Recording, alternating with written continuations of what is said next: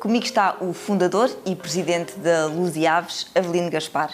Muito boa tarde. Boa tarde, seja bem-vinda. Muito obrigada. A Luz e Aves nasceu na década de 80, produzia 6 mil frangos por semana, hoje produz mais de 60 milhões de frangos por ano. Como é que foi este percurso de crescimento ao longo de 25 anos? É um percurso de muito investimento, criação de uma equipa, uma grande equipa, que foi a maior fortuna, a maior riqueza que eu criei até hoje, foi a equipa que me acompanha e que foi crescendo ao longo dos anos. Depois acreditar naquilo que fazemos, produzir bem, produzir com qualidade, ter a equipa que já referi motivada e investir muito, procurar o que de melhor há no país e no mundo, ter as melhores tecnologias, criar unidades com dimensão, que é para conseguirmos ser competitivos. Portanto, temos de ter grandes fábricas, matadores com grande capacidade de abate, salas de incubação a produzirem milhões de pintos por ano, com dimensão, acima de tudo dimensão, e produzir a custos controlados. Portanto, tentarmos produzir sempre a preços que se consigam vender depois no mercado e sermos mais competitivos do que os nossos colegas.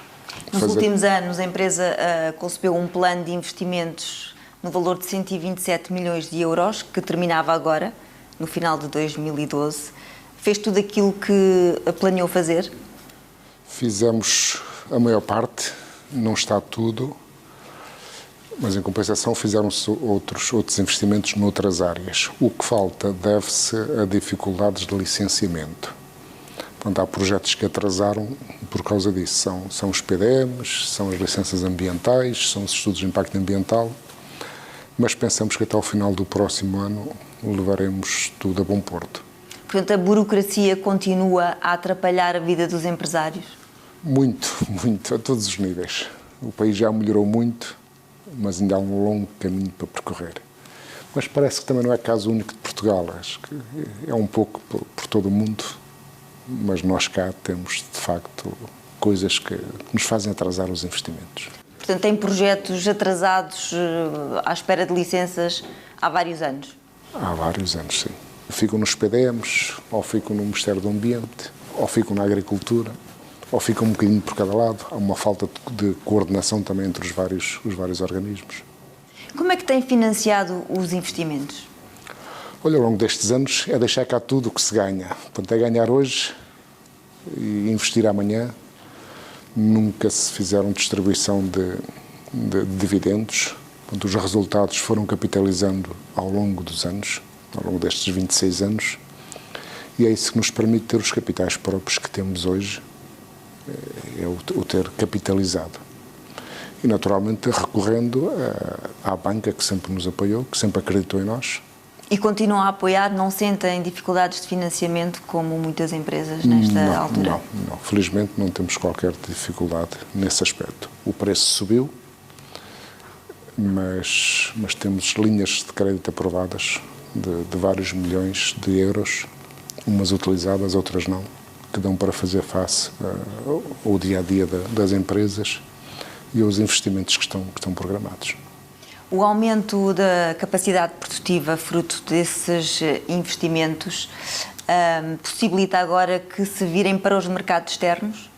Sim, nos últimos 4, 5 anos, estes grandes investimentos que se fizeram, quer na produção dos pintos, quer na produção de rações, na unidade de transformação dos subprodutos, no aumento da capacidade dos matadores, na modernização das salas de transformação e embalagem, na criação de novos produtos, tudo isso permite hoje ter uma dimensão e produzir não só para o mercado nacional, mas também para o mercado externo. Neste momento já exportam, embora uma pequena percentagem do volume de negócios. Quais são os vossos objetivos para os próximos anos? Nós, no primeiro semestre deste ano, conseguimos multiplicar por 5, comparando com o primeiro semestre do ano passado. Esperamos chegar ao fim do ano, em termos acumulados, com 3 vezes mais de vendas para o mercado externo do que no ano passado. E queremos acrescentar uns largos milhões de vendas todos os anos para os vários mercados mundiais. A prioridade é a Espanha? Tem a ambição de serem líderes ibéricos? No passado recente pensávamos nisso, mas olhando para a situação que se vive em Espanha hoje, se Portugal tem dificuldades, Espanha estará próxima de nós ou pior do que nós, não sei, não tenho números para avaliar, mas não é um mercado promissor a curto prazo. Daí que nos tivéssemos virado para os outros mercados de exportação. Hoje não olhamos só para a Espanha, olhamos para a Inglaterra, olhamos para a França, olhamos para a Alemanha, olhamos para a Itália. Estamos a vender em todos esses mercados, Luxemburgo, Suíça, e para países terceiros. Estamos em Macau, estamos em Hong Kong, estamos a vender para a China via Macau e via Hong Kong. Estamos nos países africanos quase todos. Temos uma presença física em Angola, com entrepostos já há 5 anos, que foi um mercado muito difícil inicialmente, mas hoje está a trabalhar muito bem. Estamos à espera que as burocracias do país em que vivemos que nos permitam fazer chegar os nossos produtos à Colômbia. Quando temos lá clientes à espera, mas falta o licenciamento em Portugal para depois podermos exportar para a Colômbia. Está a falar de certificações necessárias. Certificações necessárias. Mas sabemos que os nossos políticos e as nossas direções gerais que estão empenhadas em que isso seja desbloqueado brevemente.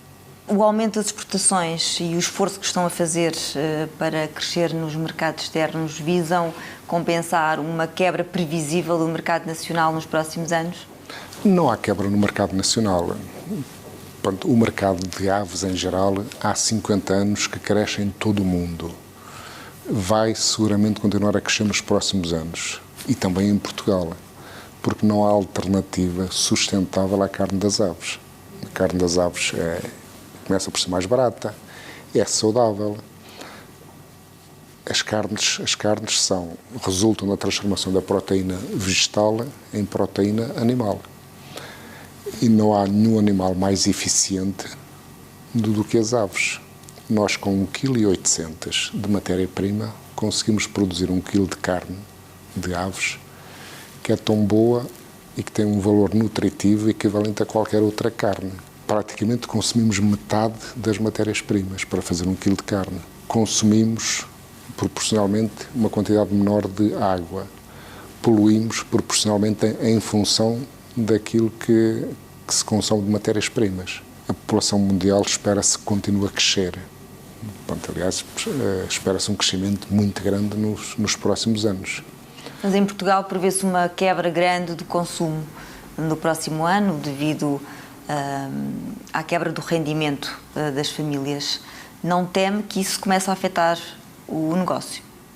Não há hipótese nenhuma. Não pode afetar, porque os portugueses têm que continuar a comer. E têm que comer alguma proteína animal.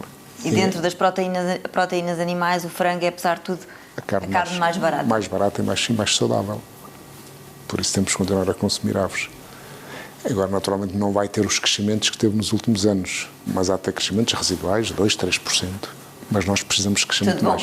Vão crescer menos, mas prevêem continuar a crescer? Continuar a crescer com os produtos que temos e através do lançamento de novos produtos, que são uma constante nas nossas empresas. Todos os anos se lançam produtos novos, produtos mais elaborados, mais transformados, com valor acrescentado superior, e com isso aumentaremos as nossas vendas.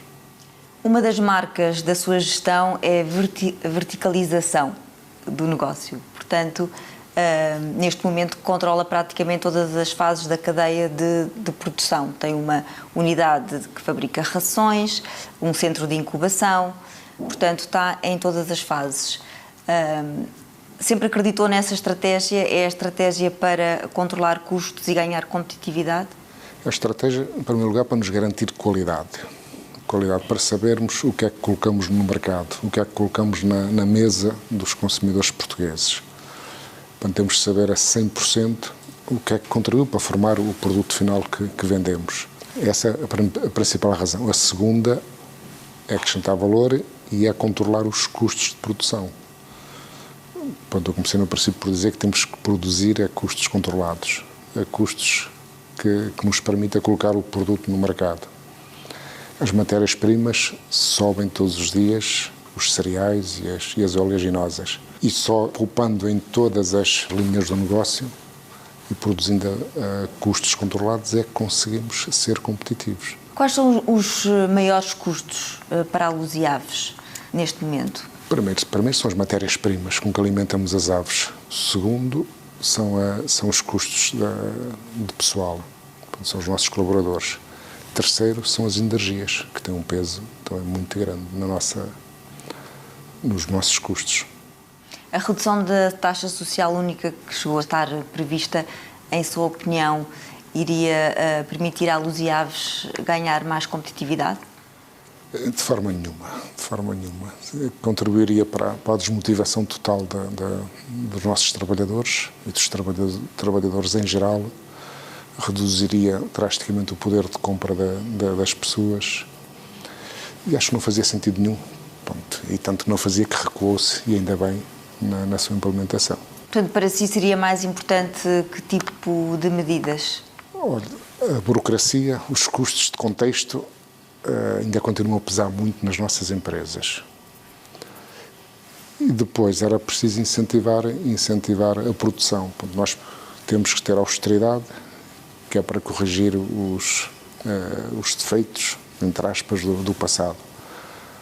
Mas precisamos de continuar a alimentar o desenvolvimento do país. Não deveríamos permitir que se destruíssem tantos postos de trabalho, que os portugueses tenham que fugir de cá do país para arranjar os seus empregos.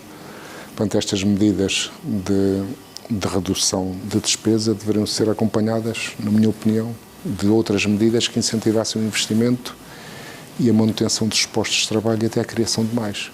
Está preocupado com a situação do país?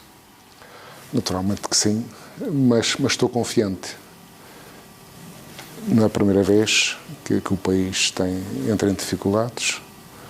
Países em dificuldade no mundo sempre houve. Nunca acabou nenhum país devido a uma crise. Nunca houve crise nenhuma que não se resolvesse. Portanto, esta seguramente que se vai resolver. Espero que ainda mais rápido e mais depressa do que aquilo que todos pensamos.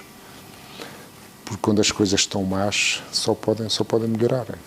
Agora é preciso que todos nós, todas as empresas, todos os portugueses deem o seu contributo. E a melhor forma de o dar é acreditar que isto amanhã vai ser melhor. Como amanhã vai ser melhor, e quem se antecipa, quem vai à frente, tem vantagem competitiva em relação aos que vêm atrás. Portanto, há que acreditar e começar a investir já amanhã, começar a trabalhar já amanhã, no dia seguinte à tarde. O Governo vai aumentar muito a carga fiscal no próximo ano. Acha que isso pode matar a economia?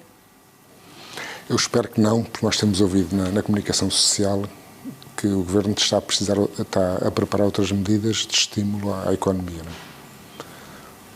E eu estou confiante que assim vai acontecer. Falou-se na redução do IRC para 10% para empresas investidoras, com projetos de investimento a partir de determinado valor.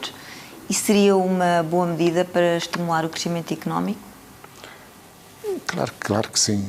E de resto o IRC deve ser dos impostos que menos contribui, ou que menos irá contribuir para reduzir o déficit. Portanto, é um imposto residual. Portanto, o Estado tem receitas muito maiores via outros impostos que não o IRC.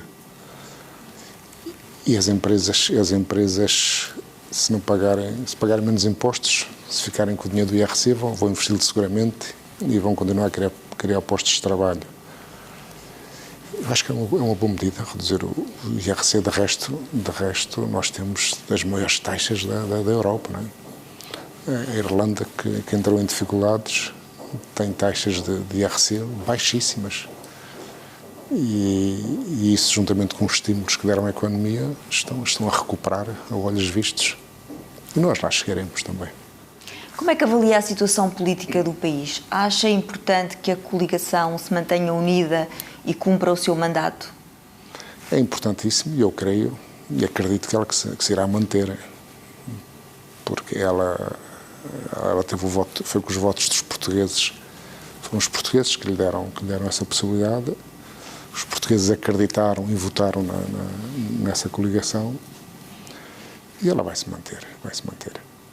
Voltando à Luz e Aves, falou há pouco na necessidade de estar sempre a inovar e a lançar novos produtos. Há um ano, a Luz e Aves começou a fazer os processados, não é? Os hambúrgueres, as almôndegas.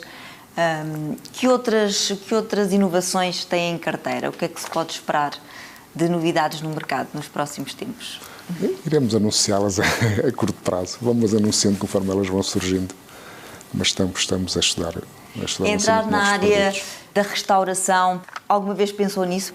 Os nossos clientes já o fazem muito bem e nós só podemos fazer aquilo que sabemos fazer, aquilo em que temos know-how. Estamos a aprender por outro lado. Estamos a aprender a produzir cereais. Portanto, o ano passado fizemos 60 hectares de milho, este ano fizemos 120 e para onde queremos fazer muito mais. Portanto, estamos mais virados para a produção no início da cadeia, ir um pouco mais atrás. Os cereais que são para alimentar a fábrica de rações, para alimentar a fábrica de rações, que por sua vez se transforma num alimento composto que vai alimentar as galinhas e os frangos e os perus e toda a cadeia. Sempre com a perspectiva de reduzir custos. De reduzir custos, ganhar eficiência, de acrescentar valor, produzir bem. O lema é cada dia fazer mais e melhor com menos esforço. Acha que há potencialidades nessa área? Acha que é um projeto que tem pernas para andar? Ele já está em andamento, está a andar devagarinho. Nós temos condições para produzir muito mais do que o que produzimos no nosso país. Nós poderíamos ser autossuficientes, pelo menos em milho, e o milho representa 60% a 70% das matérias-primas que se incorporam nas rações para animais. Temos milhares de hectares com condições para serem regados e todo o regadio pode produzir milho. Temos o Alqueida, onde se investiram milhões na irrigação. Muitos dos terrenos ainda estão incultos. Há milhares de hectares no país que estão em pousio e que podem produzir. Portanto, a agricultura é um setor com potencial em que se devia apostar? Eu costumo dizer que todos os setores têm potencial, todos são competitivos, desde que se produza a custos controlados, que se domine o negócio em si e que se tenha dimensão. Ao fim dos produtos, os bens estarem produzidos, eles há de se vender e há de se consumir, ou no mercado nacional ou no mercado externo, mas no caso das matérias-primas, o mercado nacional absorve tudo e mais alguma coisa que se produza.